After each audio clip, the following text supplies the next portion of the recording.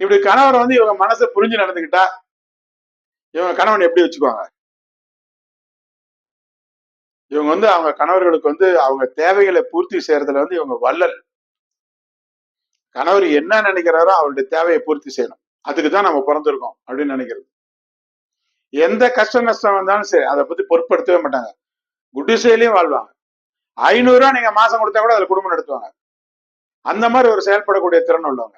தன்னுடைய குடும்பம் எப்படி வசதியா இருந்து தான் எப்படி வசதியா இருந்தோம் அதெல்லாம் அவங்க கவலையே கிடையாது. இந்த கணவன் செட்டப் அந்த இதெல்லாம் இவங்களுக்கு தகுந்த மாதிரி அமைஞ்சு போச்சுன்னா எப்படினாலும் அந்த அவங்கள சந்தோஷமா வச்சுக்குவாங்க. கணவனே கண் கண்ட தெய்வம் அப்படிங்கிற பழமொழி மாறி மனைவியே கண் கண்ட தெய்வம் அப்படின்னு சொல்ற மாதிரி இவங்க வாழ்க்கை நடத்துவாங்கன்னா பாத்துங்களேன். நேயர்களே, இன்னைக்கு போதும். இந்த நிகழ்ச்சியை தொடர் முடிச்சுட்டு மீண்டும் அடுத்த ஒரு நல்ல சப்ஜெக்டோட மறுபடியும் நம்ம சந்திப்போம். குணமே கர்மா, விழிப்புணர்வே பரிகாரம். வணக்கம், வாழ்த்துக்கள்.